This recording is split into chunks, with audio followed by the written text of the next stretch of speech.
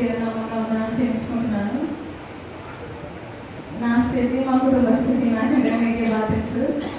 దేవుడు అయినప్పటికీ ఆర్థిక విషయంలోనూ సహాయం చేసి తక్కువ సమయంలో బాగా ప్రిపేర్ అవ్వటకు సహాయం చేసిన దాన్ని బట్టి దేవునికి స్తోత్రం.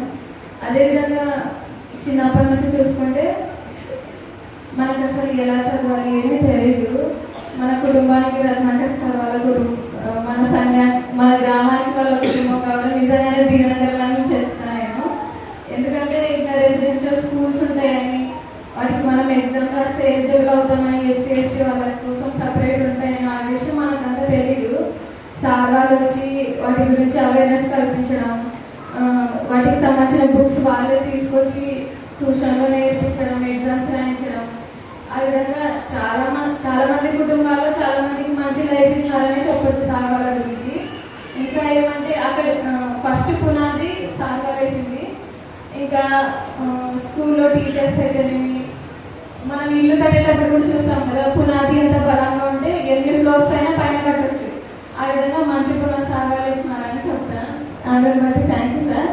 అదేవిధంగా నెక్స్ట్ రెసిడెన్షియల్లో కూడా మాకు అంటే ఊళ్ళో స్కూల్స్తో కంపేర్ చేస్తే అక్కడ ఎడ్యుకేషన్ బాగుంటుంది. అక్కడ సార్ వాళ్ళు మాకు మంచి జ్ఞానాన్ని అందించారు. అదేవిధంగా నాకు నిజం చెప్పాలంటే టీచర్స్ చదివిస్తారు కదా తెలుగు, అప్పుడు చదవడం రాదనమాట. అయితే బైబిల్ చదవడం నేర్చుకున్న తర్వాతే నేను తెలుగు బాగా చదవగలుగుతున్నాను చెప్పచ్చు.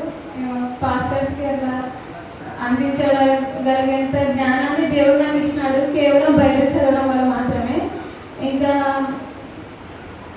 తర్వాత మా నాన్న మా అమ్మ ఏం చదువుకోలేదు కదా, అయినప్పటికీ మా అక్క ఎంసీఏ చేసింది, నేను ఎంఎస్సీ చేసిన, అన్నవాళ్ళు ఎంబీఏ బిఎస్ చేసినారు. అంటే అది కేవలం సార్ వాళ్ళ గైడెన్స్, దేవుడి కృప.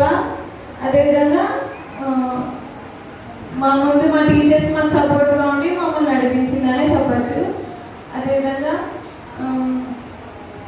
దేవుడు ప్రతి విషయంలో కూడా సహాయం చేసినాడు.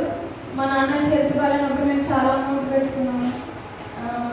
అప్పుడు చాలా అప్పులు అయిపోయినాయి. అయినప్పటికీ మా అన్న వాళ్ళైతేనేమి, మా బావ, మా అక్క ఆర్థికంగా సపోర్ట్ చేసి కోచింగ్ పంపించడము, అన్ని విధాలుగా దేవుడు వాళ్ళందరిలో ఉండి నాకు సహకరించినాడు. అందరి బట్టి దేవునికి స్తోత్రం. ఇంకా సంఘంలో కూడా మీరంతా మా కోసం ప్రార్థించవచ్చు, దైవజనులు అయితే అందుబట్టి మీకు దైవజనులకు కూడా కృతజ్ఞతలు చెల్లించుకున్నాను. దేవుడి స్థితిని అనుగ్రహించిన విధానాన్ని బట్టి కూడా దేవుడి కృతజ్ఞతలు చెల్లించుకున్నాను. ఇచ్చే సాక్ష్యాన్ని దేవుడు దీవించుకున్నాను.